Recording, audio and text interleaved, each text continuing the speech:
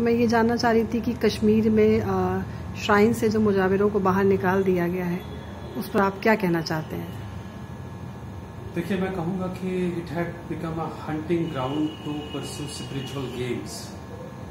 तो ये एक सही कदम है और एक वक्ती कदम है जो सही समय पे लिया गया है और बहुत मुश्किल से अंजाम दिया गया है।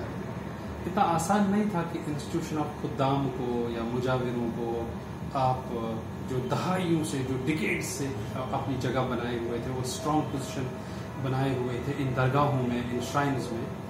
तो वक्फ की इकोनॉमी का एक पैरेलल इंस्टीट्यूशन चल रहा था। अगर आप वक्फ इकोनॉमी के पर्सपेक्टिव से इसे समझना चाहें कि एक वक्फ की इनकम है, दूसरी खुदाम्स की इनकम है, तो डायरेक्टली इनडायरेक्टली ये वक्फ इनकम का ही तो डिवीजन हो रहा था जो खुदाम्स को जा रहा था। और खुदाम्स के साथ क्या प्रॉब्लम थी, ये जनरेशनल चला आ रहा था कि खुदाम जो था वो अपनी जगह अपने बेटे को नॉमिनेट कर रहा था और उसके बाद उनके बच्चे, उसके बाद उनके बच्चे, ये इसी तरह हमेशा से चलता रहा और एक्सप्लॉयटेटिव, इवन एक्सप्लॉयटेटिव इंस्टीट्यूशन में कन्वर्ट हो गया था।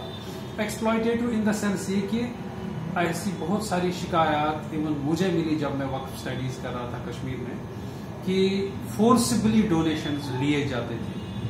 अगर कोई आया तो उस पर आपने एक हाथ रख दिया, उसको आपने 2 शीरीनी के दाने पकड़ा दिए, उसको एक खजूर पकड़ा दिया और आपने एक मोटी रकम डिमांड कर रहे हैं।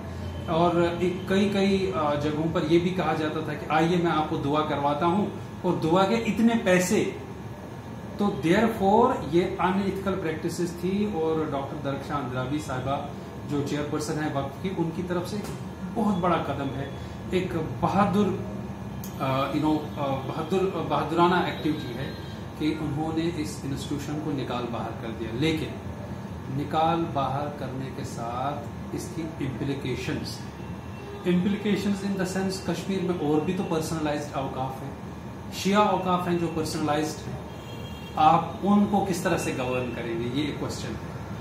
जो अभी मॉस्क्स और श्राइन्स हैं जो वक्फ के दायरे में नहीं आती हैं और जहां पे मुजाविर्स एक्सप्लॉयटेटिव हैं, फोर्सबली डोनेशंस ले रहे हैं, आप उनको किस तरह से कंट्रोल करेंगे?